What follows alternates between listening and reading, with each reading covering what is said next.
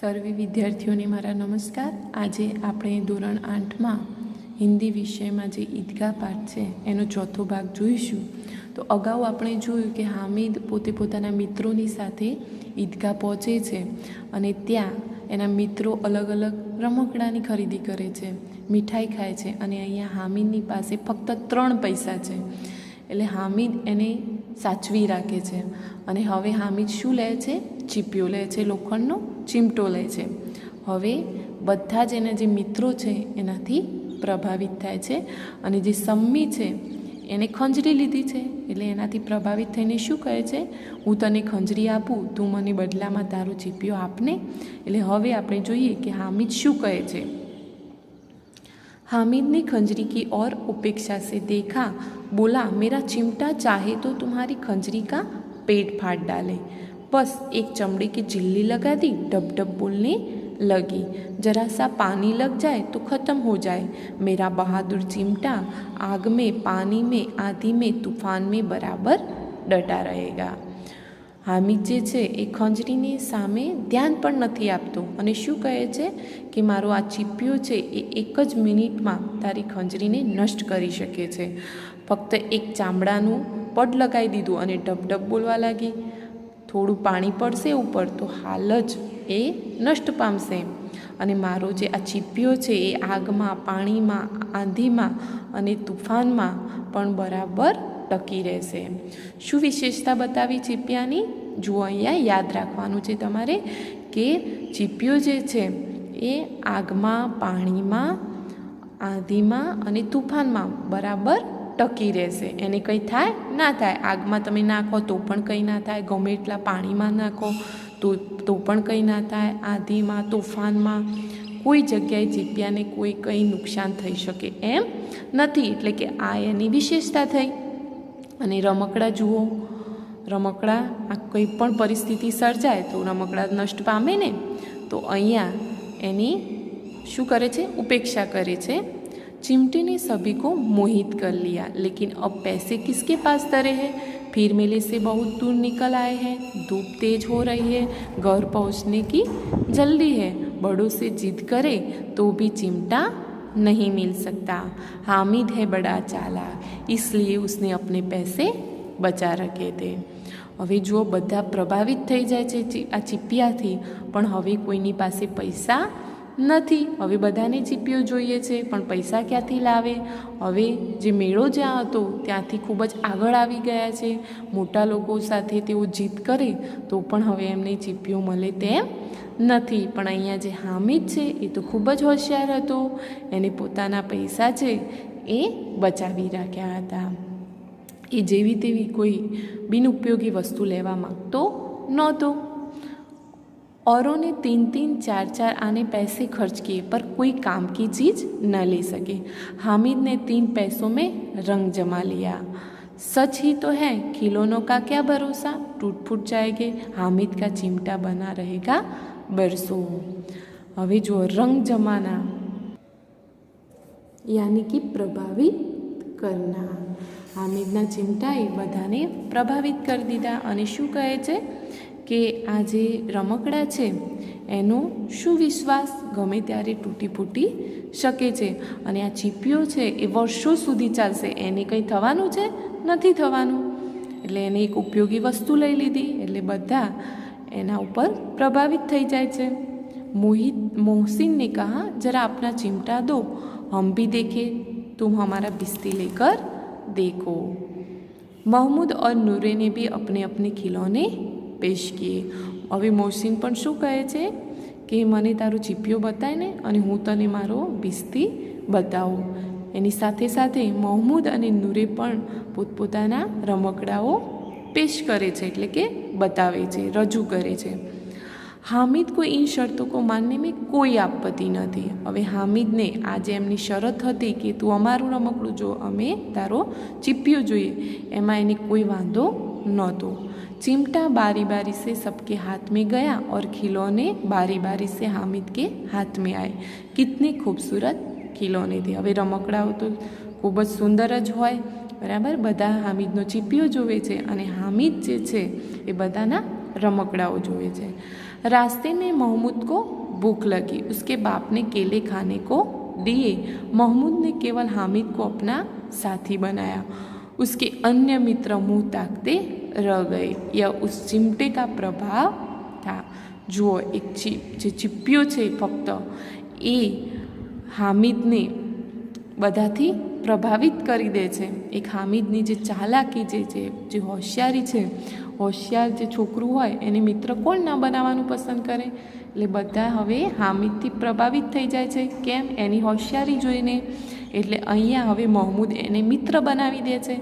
એટલે એના બીજા જે મિત્રો હતા એ તો જોતા જ રહી જાય છે. આ શેનો પ્રભાવ હતો? એક ચીપિયાનો પ્રભાવ હતો.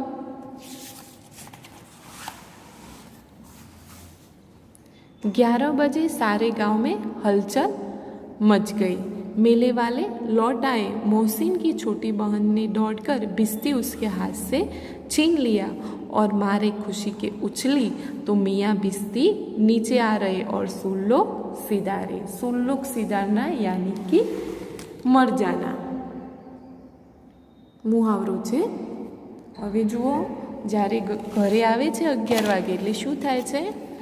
જે મોહસિનની બેન હોય છે એ દોડી અને એના હાથમાંથી બિસ્તી લઈ જાય છે અને ઉછળે છે, ખૂબ જ ખુશ થઈ જાય છે. એટલે જે બિસ્તી હતો એ નીચે પડી જાય છે અને ત્યાંના ત્યાં તૂટી જાય છે. અહીંયા સુલ્લોક સિધારે એટલે કે મર જાના યાની કે નષ્ટ પામે છે. मियाँ नूरे को वकील का अंत इससे भी ज़्यादा गौरवमय हुआ। वकील जमीन पर या ताक पर बैठ नहीं सकते, उनकी मर्यादा का विचार तो करना ही होगा। दीवार में 2 खूंटियाँ गाड़ी गई, उन पर लकड़ी का एक पटरा रखा गया। पटरे पर कागज का एक कालीन बिछाया गया। वकील साहब राजा भोज की भांति सिंहासन पर બિરાજે. હવે નૂરે શું લીધું હતું? વકીલ લીધો હતો. તો હવે એનો પણ અંત આવે છે. જોઈએ કઈ રીતે? તો એની મર્યાદા હોય વકીલની કે જમીન ઉપર કે દીવાર ઉપર એમ આપણે એને મૂકી શકીએ નહીં, એટલે કે બેસાડી શકીએ નહીં. એમની મર્યાદાનો આપણે વિચાર કરવો જોઈએ. તો શું કરે છે? દીવારમાં 2 ખીલીઓ મારે છે અને એના ઉપર એક લાકડાનું પાટિયું મૂકે છે અને એક કાગળનું આસન બનાવવામાં આવે છે. હવે વકીલ સાહેબને કઈ રીતે બેસાડે છે? જાણે રાજાને સિંહાસન ઉપર બેસાડ્યા હોય એમ અહીંયા બેસાડવામાં આવે છે. નૂરે ને ઉને પંખા જલના શરૂ કિયા. હવે શું કહે છે? નૂરે જે છે એ પવન નાખવાનું શરૂ કરે છે. અદાલતો મેં ખસકી ટટ્ટિયા और बिजली के पंखे होते हैं. ખસકી ટટ્ટિયા એટલે શું? ખસ નામનું ઘાસ હોય એના પડદા બનાવવામાં આવે, જે બારી ઉપર લગાવવામાં આવે છે, જેનાથી ઠંડક રહે છે. અને વીજળીના પંખા હોય છે. તો ક્યાં યહાં મામૂલી પંખા બી ન હો? તો શું કહે છે? અહીંયા સામાન્ય પંખો તો હોવો જોઈએ ને. બાસ કા પંખા આયા और नूरे हवा करने लगा. એને પવન નાખે છે વાંસના પંખાથી. मालूम नहीं पंखे की हवा से या पंखे की चोट से वकील साहब स्वर्लोक से मृत्युलोक में आ रहे और उनका माटी का चोला माटी में मिल गया. શું થાય છે?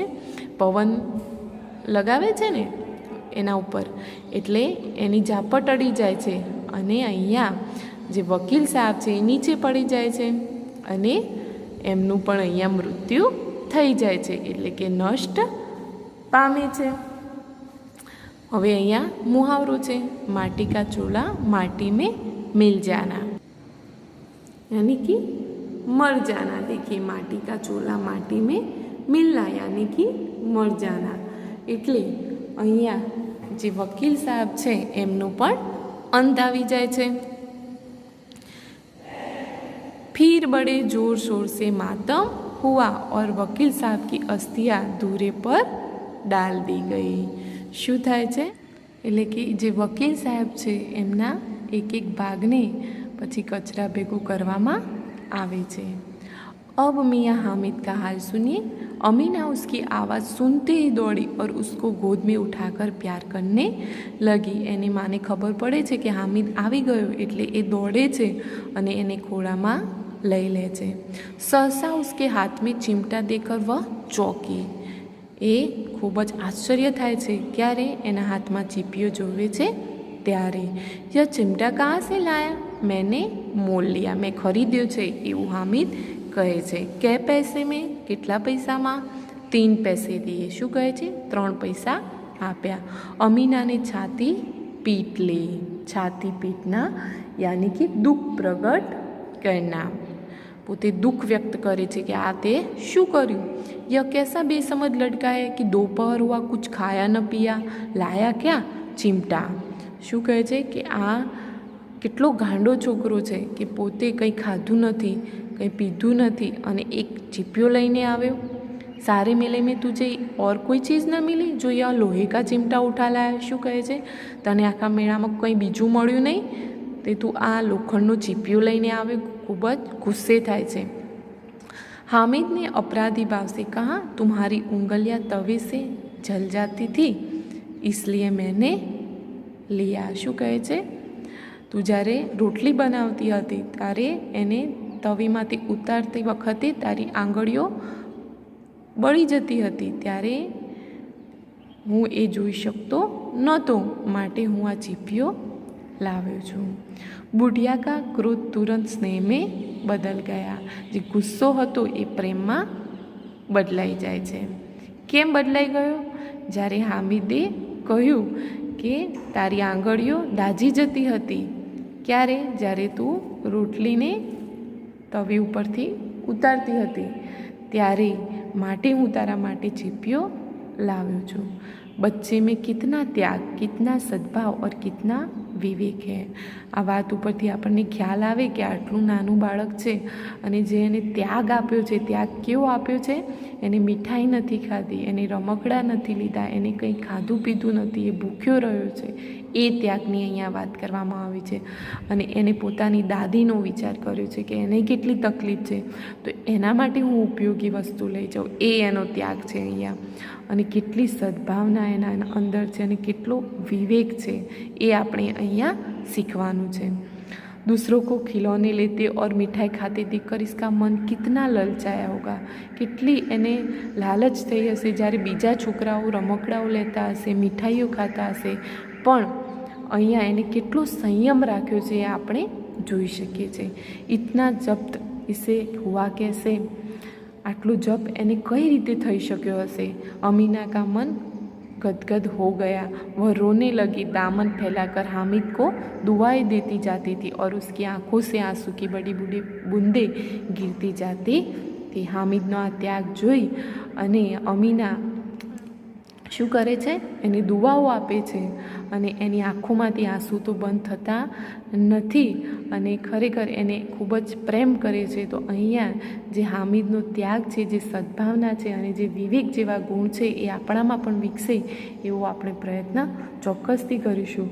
તમારે જે શબ્દાર્થ છે એ નોટબુકમાં લખવાના છે, મુહાવરા પણ લખવાના છે, એને તૈયાર પણ કરવાના છે અને સ્વાધ્યાય પોથી હવે તમારે તમારા સ્વાધ્યાય બુકમાં પૂરવાની રહેશે. Thank you.